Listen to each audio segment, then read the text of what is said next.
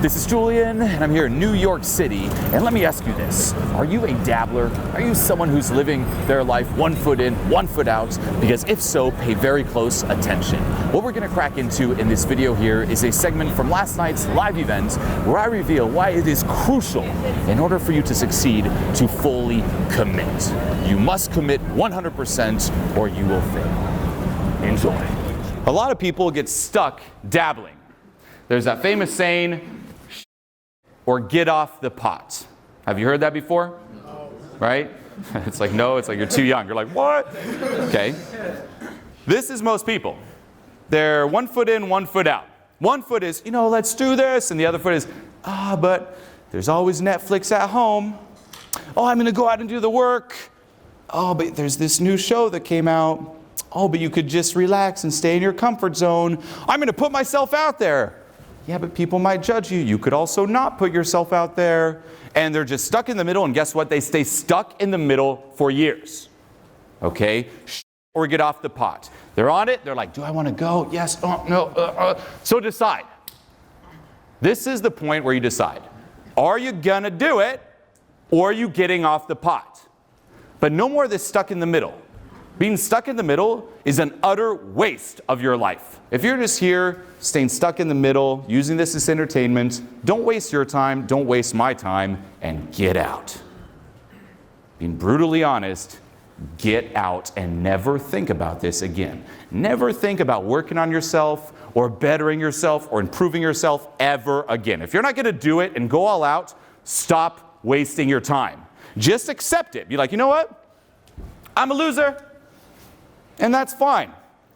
There can't be winners without losers. Some of you gotta be losers. We can't all be winners. And maybe that's just you. Maybe you're like, you know what, I'm just a loser, okay, I'm out. And that's fine. But now you can take all this time and energy and invest it to mastering a video game or something, But don't kid yourself. Either you go all out and you take the or you get off the pot. But stop staying in the middle. It's like, it's coming out, sucking back in. Coming out, sucking back in. No. Okay? Dabbling is the most common form of failure. We think that failure is people who do nothing. No, failure is just staying stuck in the middle, just dabbling around. Getting a little bit of results, and then, I'm going to do this and do a little bit more, and I'm going to try this, and then that, and then that. Why? Because it's like proactive procrastination. It's the same as using self-help as your new Netflix. You're not growing, but you feel a little bit better because you're trying different things. Oh, I'm trying to find my lane. I've never committed to anything. I've never gone all out in something, but I'm trying to find my lane, and that feels better than doing nothing. No. Dabbling is failing. In order to succeed, you must commit 100%. You got to take this seriously. This cannot be something fun. This cannot be a hobby. Now, it can't also be your entire life. If right now your entire life is personal development, get a life. That's not the goal.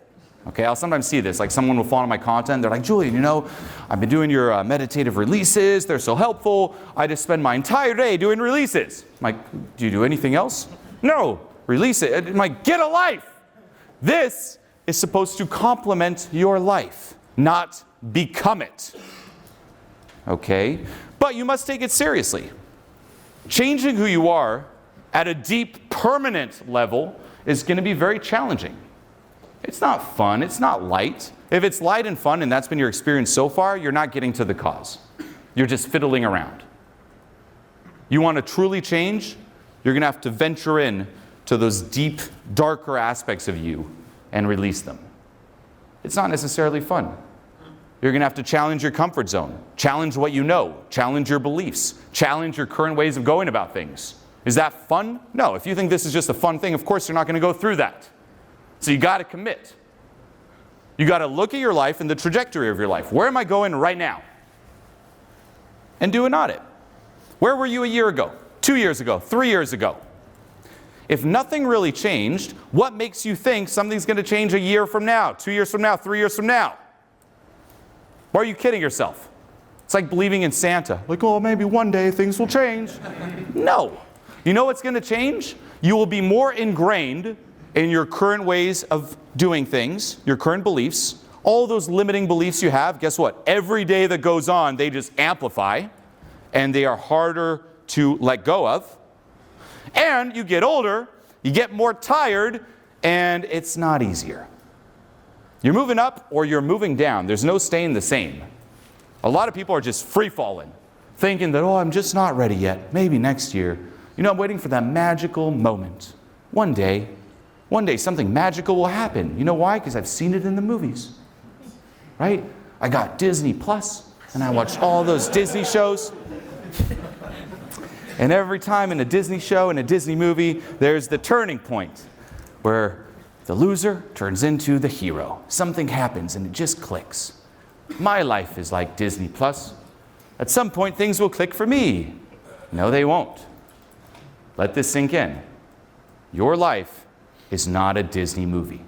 Your life, unless you fully commit and do something about it, is a horror movie. It's a nightmare.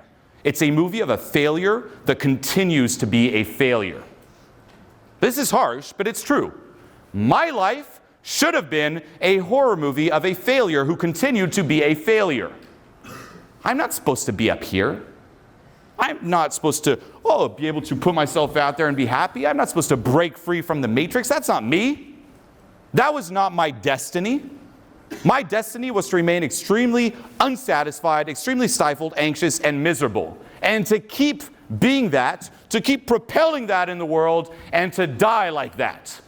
Die shivering on my deathbed, and on my tombstone it would say, "Here lies an anxious loser." Harsh but true. That was the direction I was going in. That's the direction that was like, hey, here's the loser that's born. And that's a lot of us. We're born losers, destined for failure. And we're looking around us and we're like, well, everyone else is too, so I guess it's normal. Most people are just absolute losers, right? I know it's harsh to say, but if you look around in the street, how many people are you like, wow, I wish I was them. They look great. They look like they're having a blast and just doing what they love and just killing it in life. Very few, especially in New York. I mean, look out in the street. Miserable, absolutely miserable. Looking at most of you here too, miserable. Most of you here aren't even smiling during this event. You're sitting here once more like someone just died and this is a funeral. If you've been looking forward to this event and you're not smiling, what are you doing with your life? This is your life. This is precious time of your life that's just fleeting away and you're just sitting here miserable. Why are you so sad with the long hair? Yeah. From the moment I walked in, you're just like holding yourself, like, oh man, are you like holding it in? You're like, should I get off the pot or do it? Like, what's going on? What happened? I just think that's how my face rests. Wow, that's sad too. That's even sadder. It's like, I try to smile, but my face just won't comply.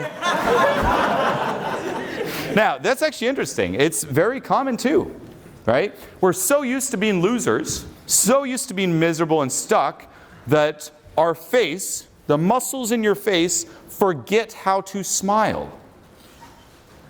I'm serious. I've had clients like this. We're going out, I'm teaching them how to socialize. I'm like, smile.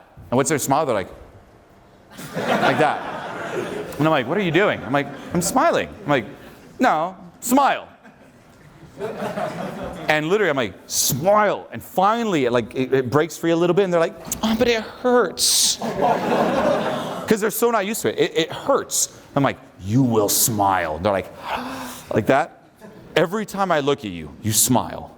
If I turn around and you're not smiling, you go away and you come back smiling for the entire program. And at the end of the night, they're like, oh, it hurts so much. I'm like, you will smile again. No more of this sadness, this patheticness. Have a higher standard for yourself. Jesus Christ. Same for you. What's this? Oh, it's just my face. Are you accepting that? That is the saddest thing ever. It's like, well, I just accept it. Never smile again. Do something about it. That is like the most extreme victimhood mindset ever. It's like, well, I just can't smile. It is what it is. No. A part of you here, because you're in this room, believes that you're more than just a victim. Tune into that part. And this is something I talked about actually yesterday on mentoring group call I did. I call this, okay, it's very simple, but it blows people's minds. I call this the put your foot down technique. What does that mean? When you're at that level where you're stuck in victimhood, you're stuck in your excuses, and there's that whiny little voice inside. Oh, and Julien, and this thing happened to me, and you don't know the hardships that I went through, and you know, my face, like I was born this way, the muscles just don't work, and you know, and this, and it just keeps going. Now, if you're someone who's actually in apathy and you have trouble feeling, moving up to grief and victimhood is amazing, but a lot of us just get stuck here and we become run by it. Any of you know the show Big Mouth? Right? There's a character in Big Mouth called Depression Kitty. Okay? And it's like this cat, and the whole spiel is pretty much victimhood. It's like, hey, do you want to smile, or do you want to go home after the event? Julien wasn't really nice to you, was he? Making fun of those muscles in your face? Why not just go home, crack open a beer, get some ice cream, put some Big Mouth on, and just feel sorry for your little self? Right? You can go out and challenge your beliefs, but think of all the effort. Wouldn't it just be easier to put on some Netflix, order in some pizza, some fast food, put on a warm blanket, and just cry yourself to sleep, put some emo music on? For a lot of people, that's their comfort zone. That was actually my comfort zone growing up. I swear. I was a young teenage kid, and I was like, oh, I just really want a girlfriend, okay? And I'd have all these crushes on girls at school, and my comfort zone was I'd go to school, and of course I'd pay attention in class, but my whole purpose was the girls I had crushes on. Literally, when I'd be getting dressed to go to school, I'm like, ooh, if I bump into her today, I'll sure look pretty good. Most of the time I didn't bump into her, but like, in case I do today. And then, when I'd go home at night, I'm like, still single. And I'd put on like some emo music, and I'd cry myself to sleep. It'd be like, when you get the girl, someday you'll get the girl. And I'm like, someday. What it feels like to be lonely. Like, I'm like, okay. That was my comfort zone. And we just get stuck in this. So if you're at that level, put your foot down, and enough is enough. This is where you got to be a little harsh with yourself. It's not time to be like, oh, it's okay, Depression Kitty's here. No, it's, whoosh, no more. You've been tolerating mediocrity and patheticness for far too long. You should not tolerate that from yourself, from your cheeks, from those muscles, like, no smiling. No! Have a higher standard for yourself, starting now. What are you doing? This is where you really have to look at yourself in the mirror and have that harsh talk. Be like, no, enough's enough. Because guess what? No one cares. Right? This comes from our childhood. If I'm just the little victim, someone will come and save me. No one cares. You've been doing it for a while. Has someone come to save you? But the Disney movie, no one's coming. A lot of people die losers. You don't believe me? Look up those little motivational videos on Instagram. Right? People on their deathbeds. You ever see those? So funny how we glorify that. On my deathbed, and all these people have regrets. I regret not being happy. I should have allowed myself to be happier. I should have allowed myself to do what I love. I should have allowed myself to jump at different opportunities. And all the comments are like, that's so beautiful and touching and inspiring. When I see that, that's like looking at a horror movie.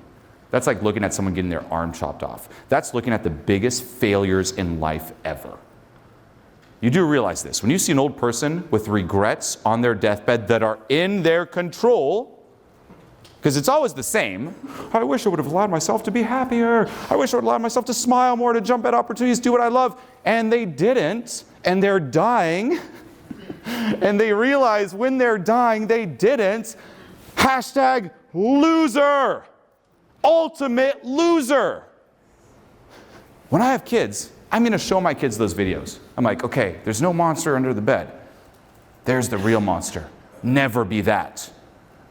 The worst nightmare ever is ending up in one of those videos with regrets on your deathbed. Literally. That's you just admitting how you screwed up. It's them saying, oh, I screwed up life. I should have realized it sooner, but I was too stupid. I'm a loser. Here lies a loser. No. My goal, my dream, I fantasize about this, is to be in one of those videos. And there's the compilation. It's like, I'm a loser, I'm a loser, I'm a loser, I'm a loser. And then there's me, and I'm on my deathbed, if I make it till then.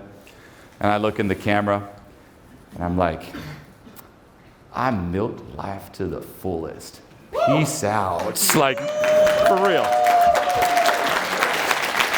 Like zero regrets. Now, to be clear, regrets that are in your control, okay? Happiness, that's in your control, right? Jumping at different opportunities, that's in your control. Allowing yourself to do what you love, not putting things off and coming up with excuses, that's in your control. You're choosing right now to fail. And we think that we're going to get the warning. Before we die, we think, oh, there's going to be the warning and I'll realize it. No, you want to know the warning? You're born. That's the warning. You're born equals you're going to die. And it could happen at any time. Any time. I do this during Transformation Mastery Live. We do a death meditation where we sink into the perspective that you died. And we reflect back on your life. And it's so shocking to see the amount of regrets that people have. How we just live inauthentic lives. Putting things off, holding back. I'll do it someday, thinking that someday will come. Stop worshiping someday. Someday is not coming. Someday is right now. In terms of leverage here too, realize that you've seen behind the curtain. You know the Wizard of Oz? It's like you see behind the curtain, there's no going back. Right now, you know that you could be doing better. Not only that, but you have the tools to do better. There's no going back. You wish you wouldn't know about this. I thought about this when I discovered this in 2006. I'm like, whoa, I can work on myself and my social skills and I can do something about this. I don't have to remain an anxious failure and a loser. But now that I know that I can do something about it, if I don't do it, it's way worse. There is no going back. You're here, you know about this. It's like either you go all out or you'll spend your life rationalizing like, well, maybe this, it wasn't for me and it was not the time. But you'll know deep down inside, you could have done something about it. So take it in. You've passed that point of no return. You've seen behind the curtain. There is no going back. Be afraid. Paint out that worst case scenario. Really look at your life. If nothing changes, where is it going? No one's coming for you. No one's coming to help you. There's no magical moment. There's no Disney moment. If your life keeps being more of this, you're screwed. Also, write down the best case scenario. Write down your ideal life. Write down your dream life. And compare the two. If I don't do it, this is what happens. If I do it, this is what happens. And put that list somewhere where you see it daily. When there's that temptation like, oh, I'm going to put on some Netflix, look at the list. And if you look at all the terrifying things that'll happen if you don't get this handled, Netflix will be a lot less appealing. A lot less appealing. And then you look at the other stuff, you're like, dream life? Horror life. Dream life? Horror life. Netflix? No Netflix. And audit everything you do through that. Okay? And as I mentioned before, failure is not obvious. Failure is dabbling for most people. Putting things off, procrastinating. That's the reality that most people live in as well. You know what you should be doing, but you're just not doing it. Right? You get home and you're like, oh, I'm going to do all this stuff. Or I couldn't. Yeah. And you just don't do it. And the days pass and the years fly by. There's also the power of immersion. Okay? Immersing yourself into something for a long period of time. This comes down to commitment. It's going all out and forgetting about this idea of balance. Right now, there's probably a lot of things you want to accomplish. I want to accomplish this, I want to accomplish that, and that, and that, and that, and that, and that. But by doing all those little things, you're spreading yourself out too thin. Pick one, maybe two, and go all out. Otherwise, you won't build enough momentum to break free. The habits, the autopilot habits in your mind and your subconscious that are running you are just too strong. You need to fully dedicate yourself to one area, break free, and then once you got the ball rolling, you can focus on another area and break free. But don't try to break free everywhere at once. Pick one and go all out. Immerse yourself fully. This is what I did, and this is what I still do. There was a period where I was fully focused on socializing, on my social skills. Then there was a period where I was fully focused on business. During that time, how was my health? Wasn't that good. And I knew that, and I was okay with that. If I also had to focus on my health, then it's way too much. So it's these temporary sprints. It doesn't mean ignore your health. It means, okay, just not right now. I'm going to do this sprint, then the health sprint. And it's like these spinning plates. You spin one, now that one's spinning. Okay, now we're going to spin this one, oop, come back to that one, this one, and that's your life for the rest of your life. But you got to focus on one plate for a period of time to get it to spin and to build that momentum. Also, the power of immersion, surrounding yourself with other people. Doing this alone, impossible. Take that in. If you could have done it alone, you would have done it. You wouldn't be here in this room. I couldn't do it alone. I'm proud to say it. I didn't have the strength. I wasn't smart enough. I wasn't good enough to do it alone. And I surrounded myself with people. The sooner you admit it to yourself, now you're dealing with facts, now you can do something about it. If you keep telling yourself, no, I can, you never admit the truth, and nothing ever changes. Surround yourself with people who push you, who support you, who hold you accountable. People who also have that high standard. It might shock you when I walk in a room like this, and I'm like, no, enough with your pathetic smile. If that pathetic thing you even call a smile. At least you can smile. Look, the fact that you're not even smiling at that, you're like, I'm not even going to try. The fact that me calling you out and making an example of you and you're still not trying to smile, oh my God. I feel sorry for your parents. That's the foot down. Now this shocks a lot of people. Notice it's like gasp, gasp, gasp. Why? Because you're surrounded by losers with low standards. I don't live in that reality. The people I hang out with and spend time with have high standards. If I did something like that, they would call me out on it as well. The fact that no one's called you out on that, your life, what does that say about the people you're with? Losers. But they're my family. Losers. What makes you think your family's any different than the average person? Most of your family, losers. Doesn't mean they're bad people, to be fair, but they're losers. There can be good people who are losers. I like how I said loser so many times in this speech. It's like loser, loser, loser, loser. So this high standard, if it triggers you, if some of the things I say here trigger you, it means that you're living in a loser reality. If you were in a winner reality, you'd be like, of course. Yeah, of course. There wouldn't be no gasp. Oh, wow, that was a little intense. He was a little harsh to the no smile guy. Then you're a loser, surrounded by losers.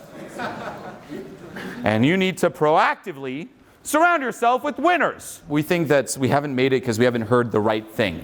And we scan through we scan through new videos, we scan through new programs, hoping to hear this magical piece of content that'll change everything. No. You've heard enough how-to. You know the how-to.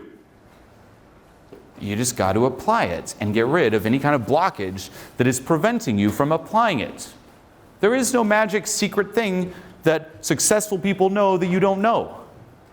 They know the same things you know, but they do it. That's the only difference. Get mentors and surround yourself with people who hold you accountable. That's what I did. With Owen back in the day, pasty little people on the beach in Miami, the people I work with, my coaches, I have tons of people who hold me accountable. I wouldn't be here without them. Now, oftentimes to surround yourself with those people who hold you accountable, to surround yourself with those people who have that higher standard, you've got to present some kind of offering. This is very important. You might be inspired right now. I hope you're inspired with this smile. Do it. Now here's the catch. You're inspired. You're like, okay, let's find people with higher standards. I get it. I'm inspired. Let's do this. And you walk up to those people with the higher standards. And you know, and I'm sure you've heard this famous quote before, that you're the average of the 5 people you spend the most time with, right? But here's the catch. they also know that. And when they see a loser walk up, what does it say?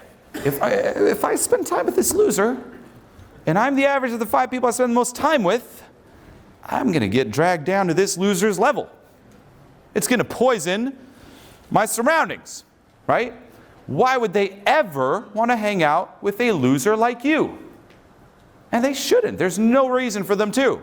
Which is why you must present an offering. You must go up to them and say, I know I'm a loser. Please tolerate it. Here is my offering. That is what you must do. There is no other way.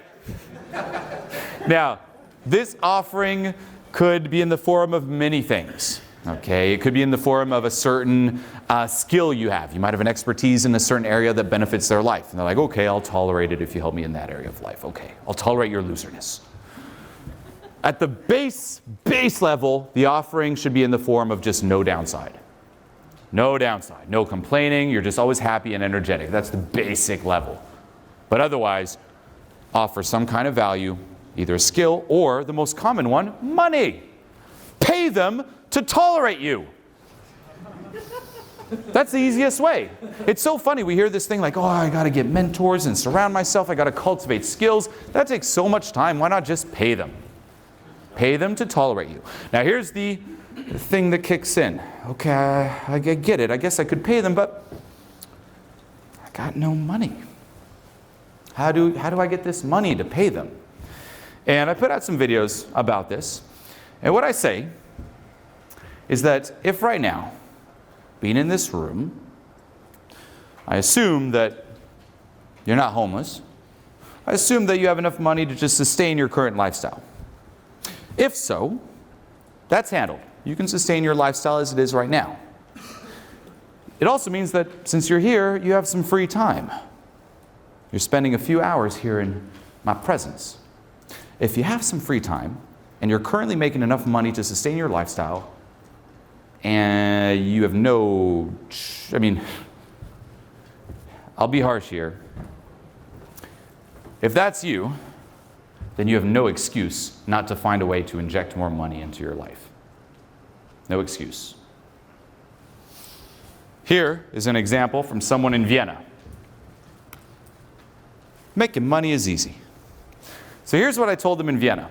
It was at an event like this, and I told them, if you don't know how to inject some money into your life, not necessarily millions, but say, I ask people like, do you have $300 handy, $500 handy? And when people say no, pathetic. If you have the free time to be here, it's a choice to not have that money.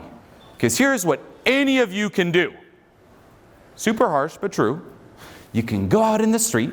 You're in New York. There's so many people. You can walk up to strangers and say, $10 and I'll sing you a song. Say you go up to 50 people. You don't think some will give you $10 to sing a song? Yeah.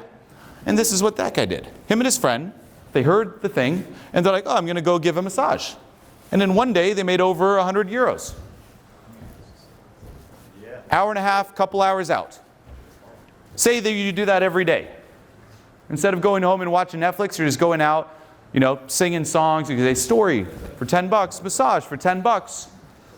Then it's a choice that you don't have the money. You're choosing a pathetic lifestyle of going to watch Netflix instead of injecting some cash into your life. It's a choice.